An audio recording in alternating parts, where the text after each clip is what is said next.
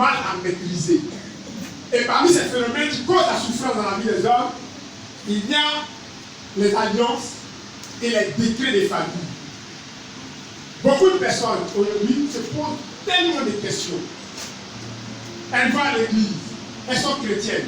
Même les pasteurs souffrent. Ils sont toujours en train de recommencer leur vie, toujours en train de chercher des solutions à des problèmes sans vraiment les trouver, malgré le nombre de temps qu'ils passent dans les temps de prière, malgré les périodes de jeûne qu'ils entreprennent. Pourquoi? Parce que les problèmes qui les accablent sont plus profonds que la connaissance qu'ils ont de leur situation. Vous savez, la connaissance est la clé qui ouvre la porte au miracle. La prière nous conduit dans le monde surnaturel, mais la prière sans la connaissance est difficile. Et ça nous rend souvent aigris. Parce qu'il y a beaucoup d'églises qui sont combinés dans les tours de prière, qui sont combinés dans les endroits. On leur a donné des jeunes, on leur a fait faire des offrandes, on dit qu'il faut bâtir hôtel, on dit qu'il faut faire taureau. Ils ont tout fait. Tous les taureaux du monde ont tout égorgé partout dans les églises. Mais là, c'est problème demeure. Pourquoi? Parce qu'ils n'ont aucune visibilité sur le nœud qui les crée ces problèmes profonds. Alléluia. Nous allons parcourir la liste et découvrir des choses importantes qui vont nous aider. Allez dans ce village, à l'entrée, vous allez trouver un anneau qu'on a fait quoi? Qu'on a attaché, détaché le nœud. Vous savez, le village est le lieu d'origine de tout individu. Que tu sois président, que tu sois ministre de un village, il n'y a pas quelqu'un qui n'a pas de village. C'est vrai que c'est de nos frères. Il faut croire qu'il n'y a pas de village. Chacun est un village. Alléluia. Chacun de nous est un village. Et le village, c'est ton lieu d'origine. C'est ton lieu d'appartenance. Donc, que tu réunis ton village ou pas, ton village, il te connaît. Alléluia. Mais la Bible dit, quand vous allez entrer au village, vous trouverez un anneau attaché. À l'entrée du village, cet anneau était attaché malgré lui. Et il y a beaucoup d'individus qui sont attachés à l'entrée de leur village malgré eux. Dans un village, il y a beaucoup de mystères.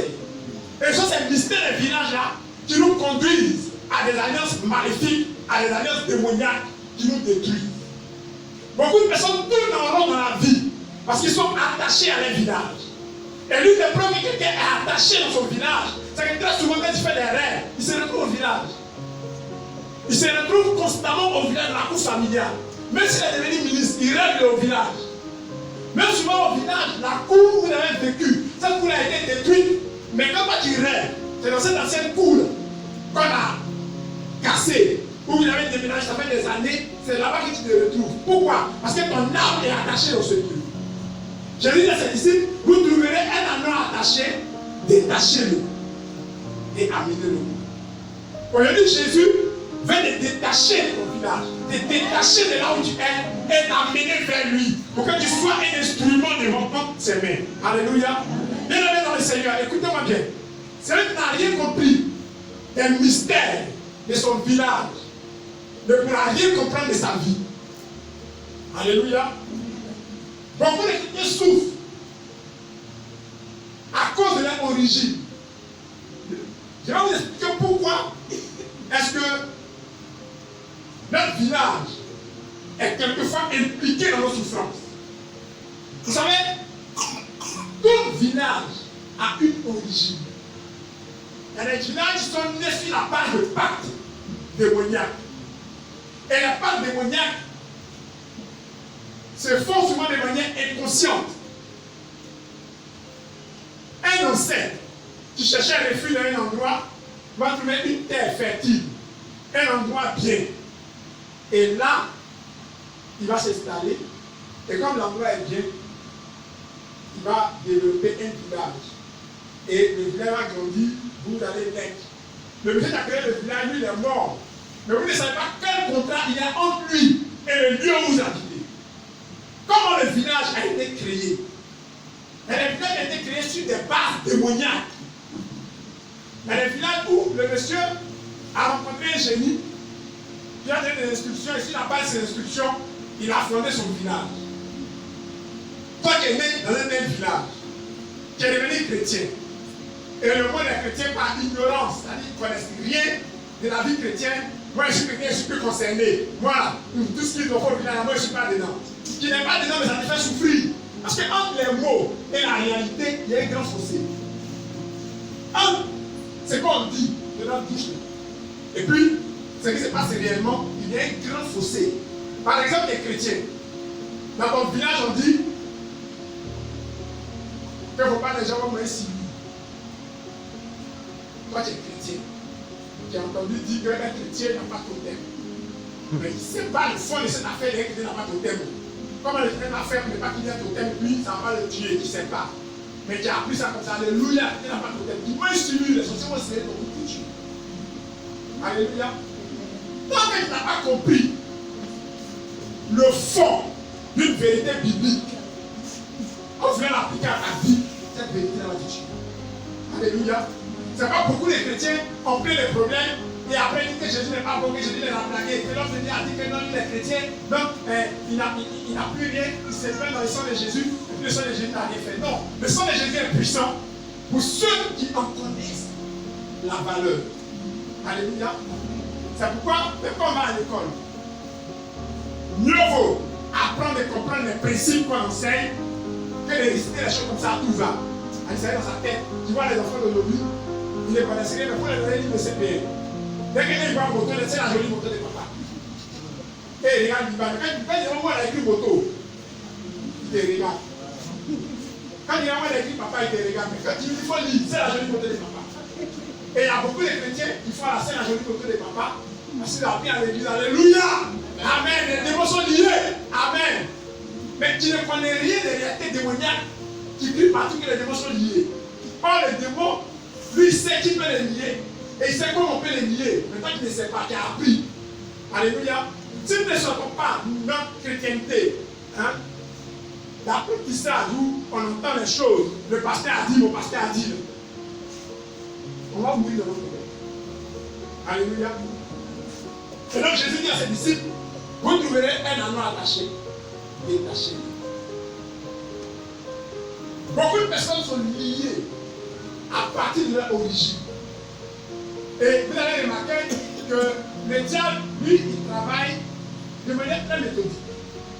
Quand vous arrivez dans un village, l'une des remarques que vous allez faire, c'est que dans presque tous les villages, à 90%, ou même à 99%, qu'est-ce qu'on trouve à l'entrée ou à la sortie du village? À l'entrée ou à la sortie. On ne trouve jamais cimetière, soit à gauche, à droite, ou bien au milieu du village, mais à l'entrée ou à la sortie. Vous ne vous êtes jamais interrogé là-dessus. Le diable ne fait jamais rien par hasard. Parce qu'un cimetière, c'est le lieu où on enterre les morts. Pour nous les chrétiens, quand quelqu'un est mort, c'est là que les deux sortes de mort et de vie commencent. Soit qui est mort pour entrer dans la vie éternelle, ou qui est mort pour entrer dans la mort éternelle. Je le dis aussi que quelqu'un est mort. S'il n'a pas servi Dieu, que c'est le diable qui l'a servi, c'est là que sa mission commence. Donc, on l'utilise pour travailler dans le monde intérieur. Donc, quand tu dépasses un cimetière pour entrer dans ton village, d'abord tu es en contact avec tous les ancêtres qui sont morts. Donc, ils vont spirituellement te sonder.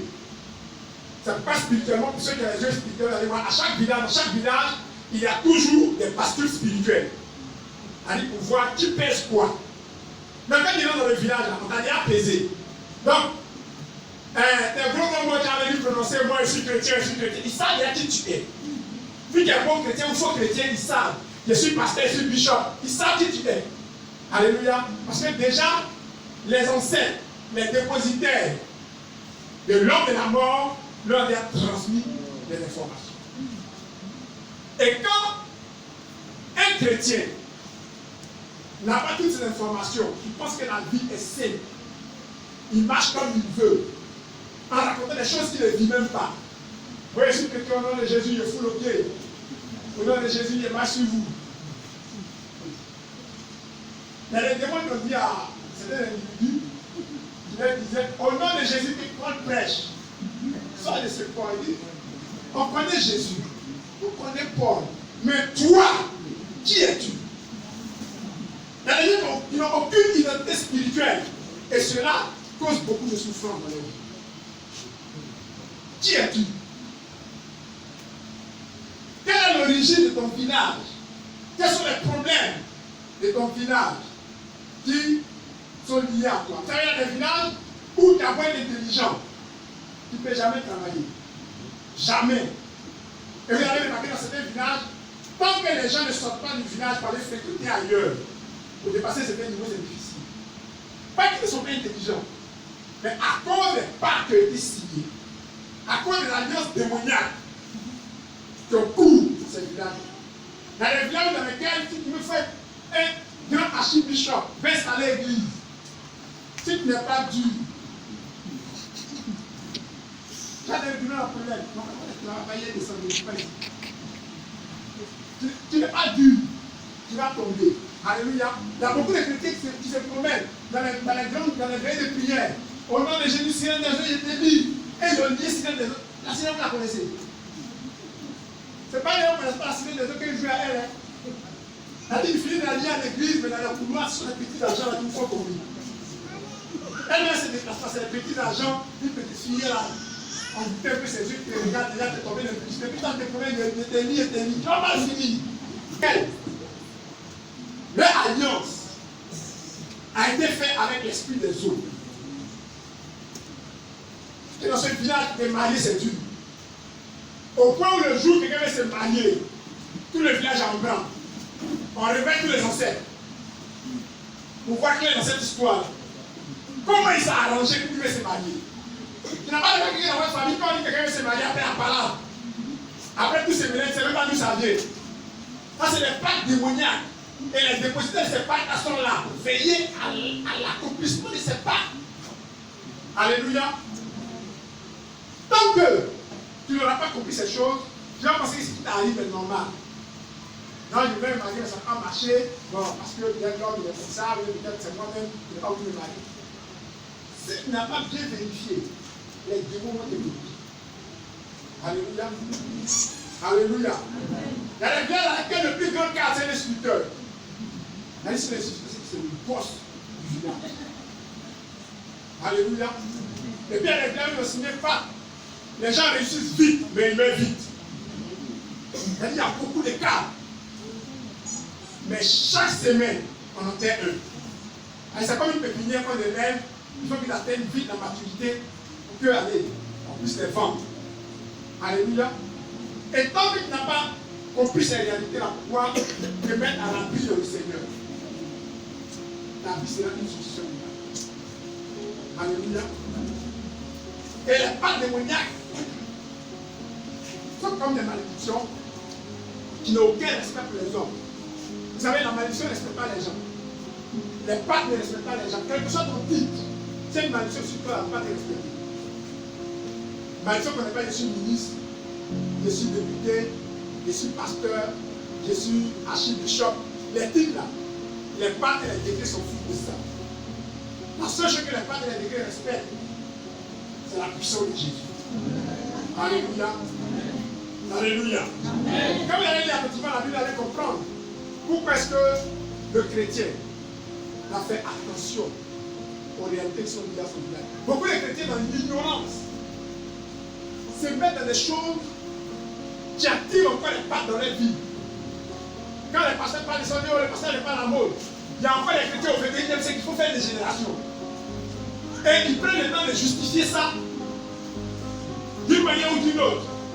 Je disais que j'ai une conférence où une église m'avait invité pour parler du chrétien et les frères des générations. Il a dit, bon, écoutez, dans la Bible, Dieu n'a pas dit qu'il faut faire des générations mais on va aller doucement, doucement, en faisant ce que moi j'appelle de la pratique. Encore doucement, doucement, un peu ma compagnie. Quand on va faire les fêtes des générations, qu'est-ce qu'on fait? À une fête des générations, avant même que la fête ne commence, les vieux là vont sortir et puis ils vont faire les prières. Et bien ils vont vous dire la vérité qu'on va invoquer les mâles des ancêtres. Mâles des ancêtres, c'est quoi? Les morts des ancêtres, ce sont les esprits qui sont morts, qui ont vécu dans le village et qui ont travaillé pour le diable. Donc, comme c'est eux, les garants du village, selon la tradition, donc ils vont les appeler pour leur dire, bon, vos enfants, vous n'êtes plus là, vous êtes partis, mais c'est comme ça que vous êtes encore avec nous. Ils ont grandi à un certain âge, donc on vient vous les confier. Ne pas que vous les oubliez. C'est-à-dire, ne pas que dans votre programme de destruction, que ceux-là, ne les mettez pas à l'écart. Vous les formez, il y a des nouveaux qui sont venus. Maintenant, si les sont dans votre main, et les nouveaux, alors vous les confiez. Veillez sur eux. Est-ce qu'ils vont vous dire, veillez sur eux, permettez qu'ils réussissent, etc. Mais une activité où on ne voit pas Jésus, et puis on ne voit les membres des ancêtres, pas qu'ils étaient chez moi. Alléluia. Et à partir du moment où ils ont fait ça déjà, ta vie est entre les mains. Les gens qui sont morts, les gens mes parents, mais les gens que vous évoquez qui sont déjà morts, s'ils étaient forts de Dieu, pourquoi ils sont morts? Et Dieu s'est développé de ne pas mourir. Alléluia. Amen. Alléluia. Amen. Moi, je bénis Dieu parce que ma rébellion et les démons, ça a commencé d'abord aujourd'hui. J'étais encore tout petit, par exemple, je me suis converti le 12 mars 1990. Mais avant ça même, je ne parlais pas à l'église, mais les histoires bizarres. Il a dit non, on va aller faire sacrifice, donc on va aller au village pour aller faire. Mais elle n'avait pas dit aujourd'hui, elle a son fond, elle va nous trouver ça. Laisse ça, j'en fais ça. Elle dit qu'elles sont génies. Quand génie est un homme, tu peux se déplacer vite. Et puis c'est moi, j'aime mon transport pour aller les trouver. Je ne suis pas prêt pour le faire. Non, non. J'ai dit, si vous partez là, dites à moi, j'ai plaqué moi, je ne vais pas faire ça, je suis parti. Alléluia. Et il y a des gens, en plein 21e siècle, qui vont faire sacrifice à des génies dans la forêt. Génies n'a qu'à les protéger. Vous mettez votre vie en danger. Vous vous mettez entre les mains du diable. Et ce n'est pas que vous signez. Et ce n'est pas avant vous l'attraper. Au lieu quand vous parlez à des chrétiens, ils viennent dans l'église et qui vont faire chez Marabout. Mais tu as maudit. Tu as maudit pour pas. C'est-à-dire que tu es plus maudit que le païen qui va chez Marabout. Parce que le païen, lui, il connaît rien. Regardez par exemple ce qui se passe dans notre village, dans la Marc 8, 22 à 26. Marc 8, verset 22 à 26. Il se rendit à Bethsaïda et on amena vers Jésus un aveugle. On le pria de toucher. Il prit l'aveugle par la main. Ils ont envoyé un aveugle à Jésus. On demande à Jésus de le toucher. Parce que Jésus est spécialiste de la guérison des vies. Elle le conduisit hors du village. Il va prendre l'aveugle, au lieu de le guérir dans le village, il le fait sortir du village. Puis, il lui mit de la salive sur les yeux. Et il va partir prophétique. Lui imposa les mains. Et lui demanda s'il voyait quelque chose. Il regarda et dit, j'aperçois les hommes, mais j'en vois comme des arbres et qui marchent. Jésus lui mit de nouveau les mains sur les yeux, et quand l'aveugle regarda fixement, il fut guéri, et vit tout distinctement. Alors Jésus le renvoya dans sa maison en disant, n'entre pas au village. Amen. Amen. Regardez ce que Jésus a fait. Jésus lui est le grand Jésus qui guérit les gens facilement. Au Bartimée, quand Bartimée s'est guéri, qu'est-ce que tu veux que je fasse? Il dit, je veux le voir. Mais ce monsieur l'envoie à Jésus et Jésus le prend. Il dit, on a quitté ici. Allons hors du village, on va arriver au problème. Ah, ici, là.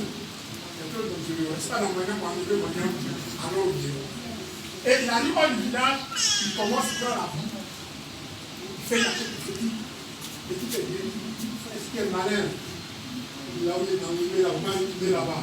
Le jour où il a vu ce passage, on m'a posé la question. Ah, quelqu'un de son propre village.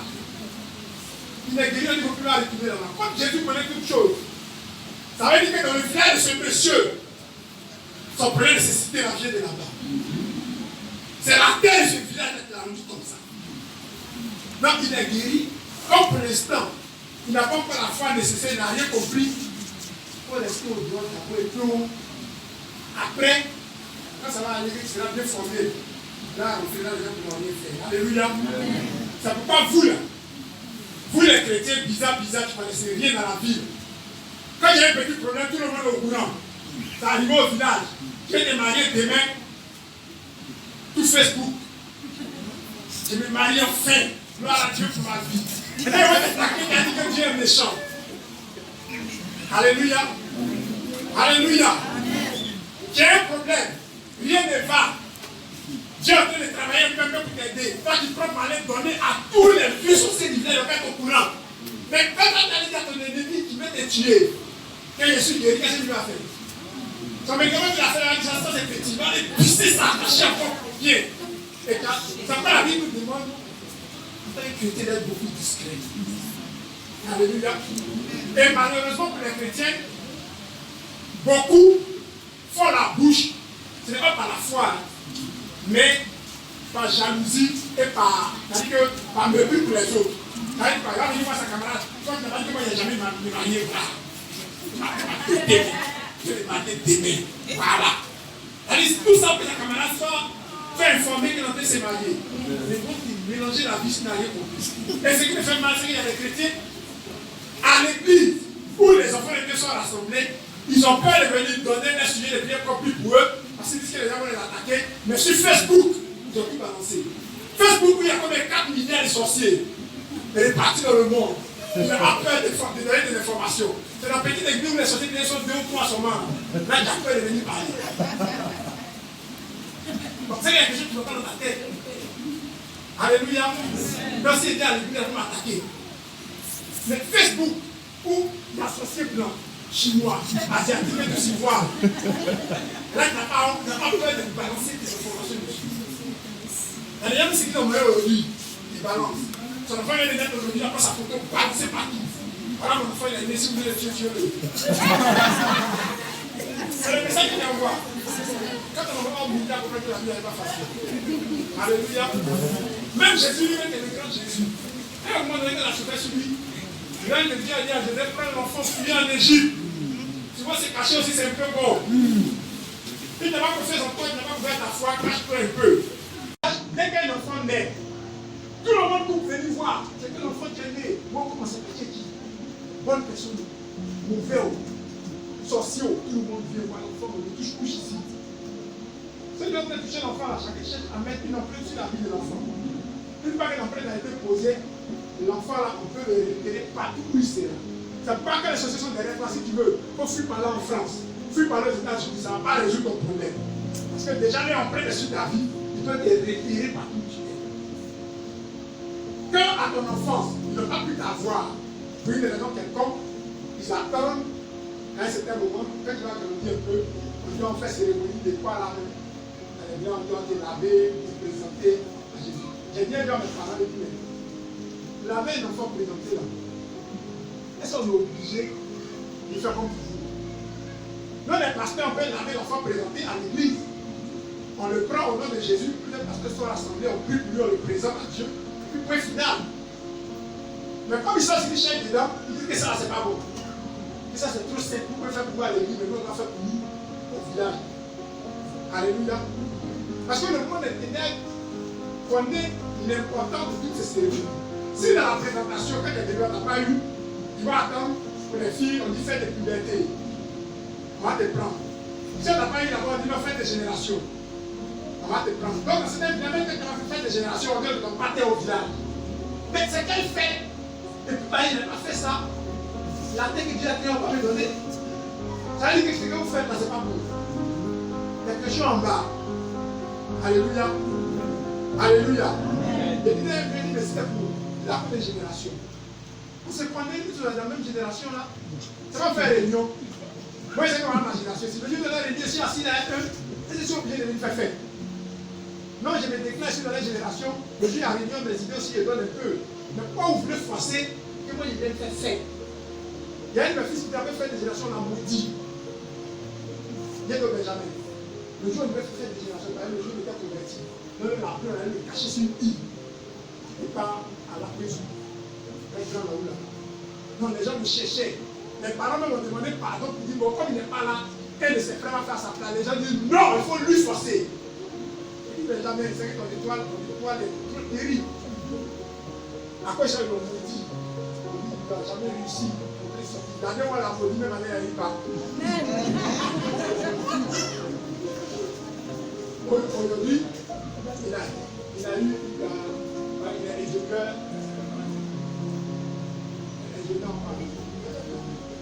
dans une boîte, il enseigne. Il a dit, si il n'avait pas donné de terrain, tout bas, ça ne vous suffit pas. Tu as payé de terrain, tu as avant même les enfants qui ont donné de terrain. Alléluia. À quoi il fait des générations, et une fois, parce qu'il est devenu chrétien, et il priait beaucoup. Parce qu'à l'époque, à Tabou, les enfants étaient vraiment dans les trucs de prière. Et comme il priait beaucoup, ils l'ont convoqué après de prière. Tout le village s'est réuni. Mais jamais oublié des vieux. Il a dit, mais jamais si on peut prier, non. Il y a un vieux qui habite derrière la voie Pisca. Lui dit, prière de Benjamin le Gêne. Quel enfant a crié trop. Mais c'est un micro, il est là où tu es, il est là où il prie. Donc ils ont convoqué Benjamin. Dieu merci, la parole dit la vérité. La parole dit, quand on va vous convoquer, ne vous souciez pas de ce que vous allez dire. Commencez à réunir. Tout le jeu était le jeu de guerre. C'est un jeune païen qui a ouvert la bouche pour sauver Benjamin. Parce que Benjamin, quand il était païen, il cherchait femme. C'était les femmes des gens. Donc, quand on a commencé la réunion, les vieux ont commencé à parler d'histoire, les jeunes païens, c'est venu. Moi, je ne comprends pas. Benjamin était dans le village ici. Il cherchait femme des gens. Il buvait. Il frappait les gens. Si on n'a jamais convoqué, il a frappé quelqu'un. Maintenant, Benjamin est devenu chrétien. Il cherche plus nos femmes. On est en sécurité. Il prie simplement. On le réunit ici. Si vous voyez que Benjamin est devenu païen, il commence à chercher, comment il va faire? Dites-moi la vérité. Si c'est païen prier de Benjamin, vous cherchez pour parler de la société. Dites-nous que nous sommes devenus chrétiens. Quand tu dis quoi, tu dis quoi? Il y a la finir après le passé sur le même. Alléluia. Donc il dit si prier de Benjamin vous gêne, qu'après ça vous ne pouvez pas répondre là. Dites-nous nous sommes devenus chrétiens. Alléluia. Donc dans notre village, il y a tellement de choses. Tout ce qu'on dit au village, c'est pas forcément pour moi bien. Regardez dans les villages, par exemple, on dit non, quand on finit au cimetière, on met l'eau, puis on met les feuilles, on va laver les mains. Qu'est-ce qu'il y a demandé au village? On doit aller au cimetière, comme on installe nos responsabilités, il est ça là. Voilà d'où chacun reste se laver. Pour être lavé, mais simplement, nos cheveux, tout ça, c'est ça aussi. C'est pas bien, puis on revient. Mais même au, que vous dites non, mais les gens ça là. Là, cool. Nous, c'est que ça peut se faire, on a même l'eau ça. Moi, féliciter, je suis pas assez dispo. Le vite possibilité, soit il va me laver. Et puis, de toute façon, même quand il vient en témoin, mais après, en témoin, je suis dans le cas. Voilà, permet de mélanger ça. Alléluia. Ils savent ce qu'ils font dans cette histoire. Pour vous mettre en contact avec le mort qui est parti. Puis on dit, oh, tu es mort, salut mon frère, salut mon cousin, donne la commission maintenant. Quelqu'un qui est mort, vient donner la commission. Est-ce que vous savez où il va là? C'est la même quartier que lui a dit de la commission. La même manière, Abidjan est grand. La même manière, peut-être c'est grand pour nous. Peut-être l'autre en France. Peut-être aux États-Unis, quand il y a donné une commission, si mon fils qui est mort, il faut lui dire qu'il est le salut. Mais il ne va pas le croire. Alléluia. Donc nous devons sortir de ces pactes et de ces décrets de famille. Beaucoup de personnes souffrent à cause de ça. Quelle est l'origine de la famille? Il y a des familles qui sont nées et qui ont été vouées à l'esclavage. Parce que moi, l'ancêtre était des esclaves. Mais on a parlé sur vos vies que vous allez être esclaves. Donc toute ta vie, tu es en bas des gens. Si tu vois que tu as un esprit de servitude, tu aimes servir les gens. C'est pas venir de marquer les familles, les spécialités, ça les fait servant. On pensait que non, c'est parce que c'est bon travail. Non, tu vois ça doit être lié à un phénomène spirituel. Pourquoi dans beaucoup de familles, là, les gens ne sont pas servants, c'est vous son nom. Là, il va parler sur la vie pour dire que vous, là, vos filles seront servants des gens. Et les gens sont là, ils sont en bas des gens. Ils ne peuvent pas avoir l'autorité sur les autres. Parce que cette maladie a plein de choses. Alléluia. Alléluia. Amen. Vous allez voir des gens qui ont du mal à devenir chef. Même quand il y a un truc que le nom chef, ça les gêne. Parce que peut-être dans ta famille, ils seront en bas. Mais jamais en haut. Donc une fois qu'ils ont dit ça, si tu n'as pas compris de quoi il s'agit, tu vas réciter les versets bibliques, il sera à la tête et non à la queue. pendant 30 ans, même au milieu capable. Parce qu'avant que verset 8 naisse son accomplissement sur ta vie, il faut comprendre de quoi il s'agit. Alléluia. Il faut briser les décrets qui ont été pris et qui t'empêchent d'aller là. Mon souhait aujourd'hui, c'est que la puissance de Dieu vienne en aide à quelqu'un dans ce lieu.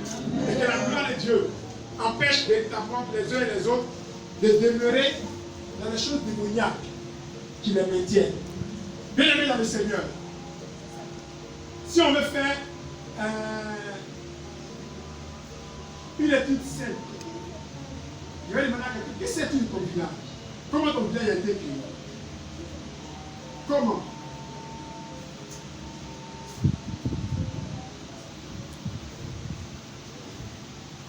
Qu'est-ce que ton village signifie?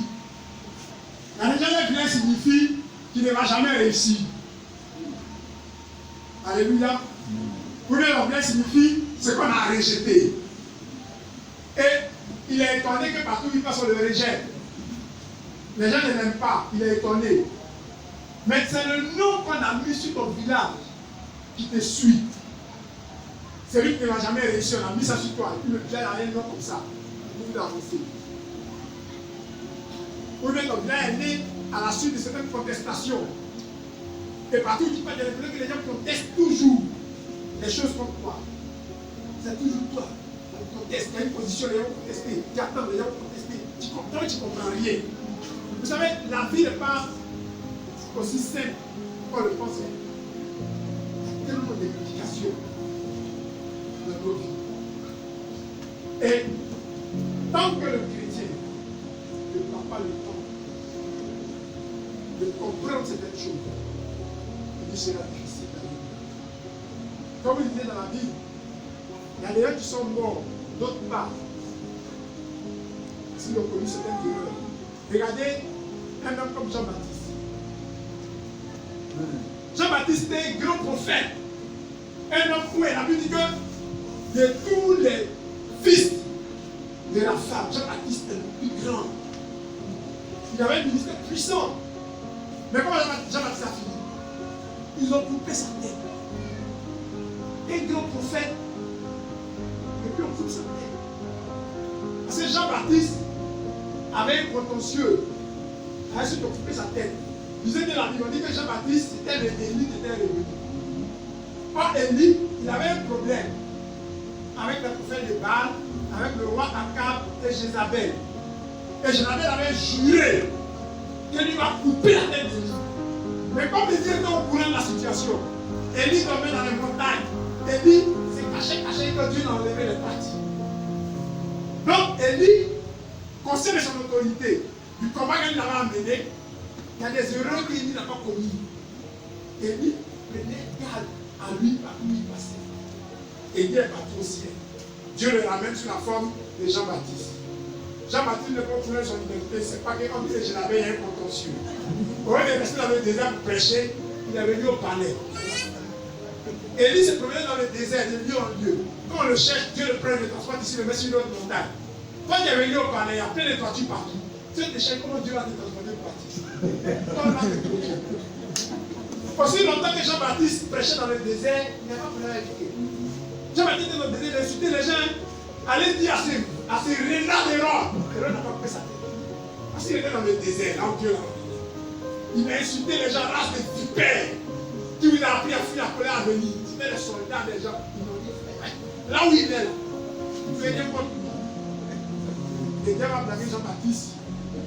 Il va aller au palais. Allez dire.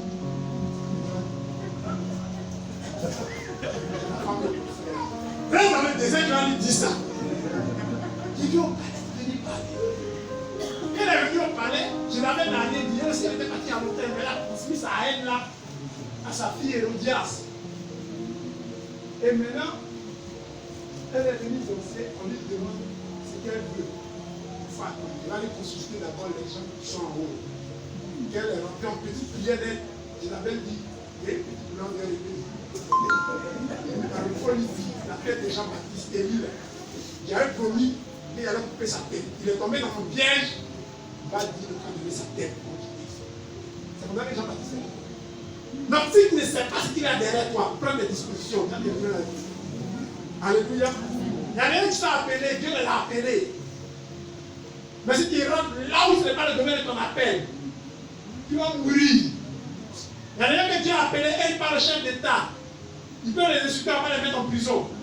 Quand on a appelé par aller sauver les armes, quand tu es allé par la présidente, par aller chez le président à l'argent, ils vont couper ta tête. Alléluia. On dit appeler les pasteurs qui sont en exil.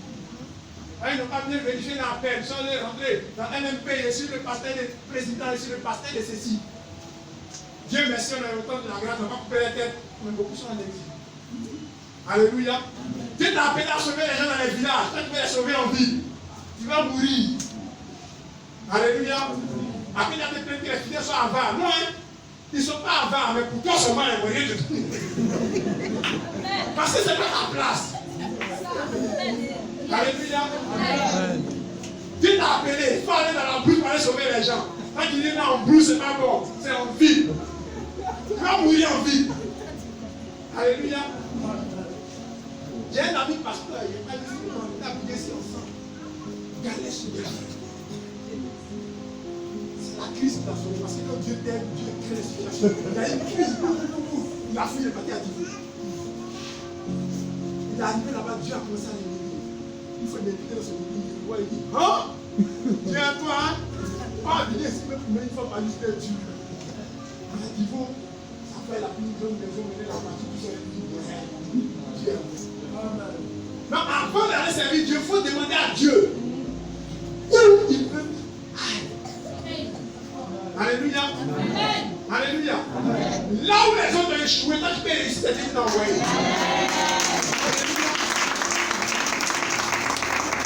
Même dans le travail, il faut demander à Dieu où Dieu va t'emmener. Tous tes amis, même quand on a bien réussi, quand on a bien pris, même formation, ils viennent t'atuer. Les gens doivent te former, on casse ta main. C'est pas ta place. Alléluia.